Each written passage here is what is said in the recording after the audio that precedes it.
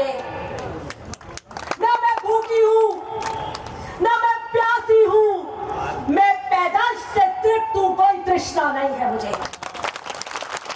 और यही कारण है, इसी तृप्ति के कारण मैंने आसिया को नीलाम नहीं होने दिया या भ्रष्टाचार नहीं होने दिया। किसी की भूख और प्यास के कारण आसिया का बिजली घर नीलाम हो रहा था, थानों में बंधन बाट बची थी, तहसील तो राम भरोसे थी, गांधी जी के बिना कुछ नहीं हो रहा था वहां। तो किसकी भूख और प्यास थी? मैं तो तृप्त हूं और पैदाइश से तृप्त हूं, ईमानदारी में मेरे पिता से लेकर आई हूं।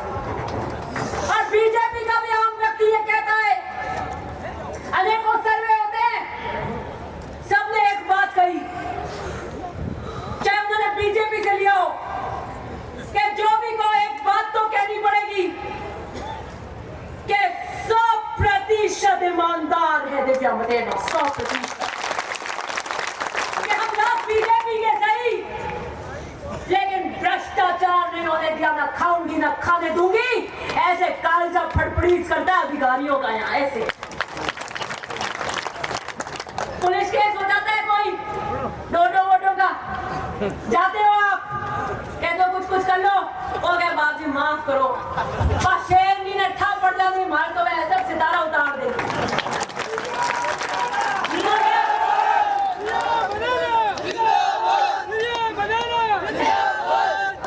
हमारे को करो जेल जाएगी, कर बेल हुई यूं है यूं, हमारे तो जाए कि नहीं झापा नहीं पड़ रहा। हाँ मैं मानू नहीं पी रहे तो लेड़ा जीपीएस से कहीं ठा पड़े तो कद जाए मैं कदे जाम अठाई नहीं पड़ेगा।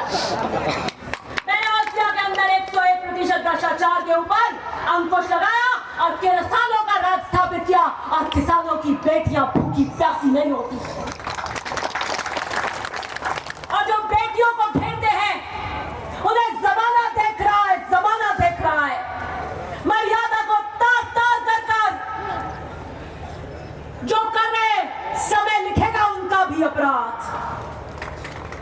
समय के काल चक्र पे वो भी लिखेंगे, युद्ध भूमि के भी नियम होते हैं। महाभारत के उस 18 दिन के युद्ध में आज ये मान लेना के लिए महाभारत का युद्ध हो रहा है, आपकी बेटी के लिए हो रहा है। अगर आपने अपनी बेटियों को नहीं बचाया तो आने वाली पीढ़ियों की बेटियों को ऐसे ही घेरा जाएगा, ऐसे ही घेरा जाएगा।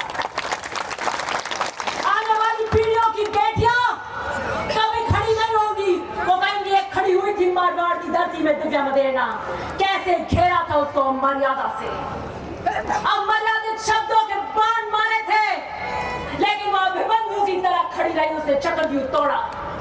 मैं नए युग की अभिमन्यु, मैं नए युग की अभिमन्यु चक्रव्यूह फेंकना जानती हूँ और जीतना भी जानती हूँ। युद्ध भूमि के अंदर भी स्त्रियों पे, बच्चों पे और सूर्यास्त होने के बाद प्रहार नहीं किया जाता था, लेकिन यहाँ कोई मर्यादा नहीं है। समय कब लिखेगा उनका अपराध, लेकिन मैं आज अपने पिता की घड़ी पहन कर आई हूं। ये घड़ी उन्होंने मुझे जब ऑपरेशन करने जा रहे थे, मेरी मम्मी है बंबई के अंदर, तो उन्होंने मुझे कहा 3 चीज लेके आना दिव्या जब मैं ऑपरेशन थिएटर से आ जाऊं। उनको पता था कि वो अगले 48 घंटे के लिए सेडेशन में रहेंगे, क्योंकि बहुत 11 घंटे का बड़ा ऑपरेशन था। मैंने कहा एक पेन, पेपर और मेरी घड़ी लेकर आना। और आप सोच नहीं कर सकते कि ऑपरेशन के बाद रात को 8 बजे वो थिएटर से निकले, सुबह 8 बजे जब उन्हें होश, मतलब सेडेशन में थे, भारी सेडेशन के अंदर, उन्होंने आंखें खोली, मुझे देखा और पहली चीज कही दिव्या घड़ी लाई, घड़ी।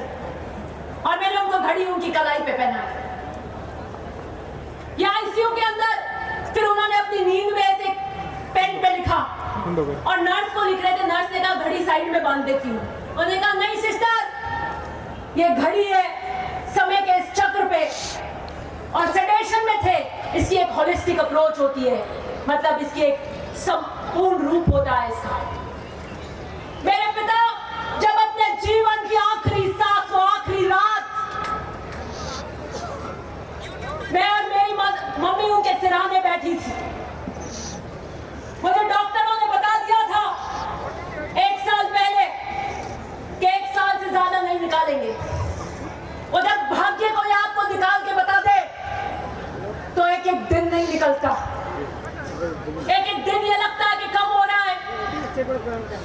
फिर उन्होंने कहा 2 महीने निकालेंगे, अब 1 हफ्ता निकालेंगे, अब 2 दिन निकालेंगे और अब ये ज्यादा से ज्यादा ये रात या 1 ही दिन निकालेंगे। तो पूछो क्या बीतती है। ऐसे पतरी मेरे को नहीं देखनी, भगवान न बताए। वो समय नहीं निकलता जब आपको समय की घड़ी पे ये पता हो कि जाने वाले। वो बढ़िया है जब नहीं पता हो एकदम से ले जाए, लेकिन साथ वाले को जब पता हो कि आपके जीवन की अस्तित्व की पहचान जा रही हो, तो क्या बीतती है। मैंने उस रात कहा कि आपको नींद आ रही है, मैं घड़ी खोल देती हूँ। उन्होंने कहा नहीं, मेरी घड़ी नहीं खोलना, मैं रात को भी टाइम देखूंगा। मैंने ये घड़ी चाबी में उनके पार्थिव शरीर से उतारी थी और आज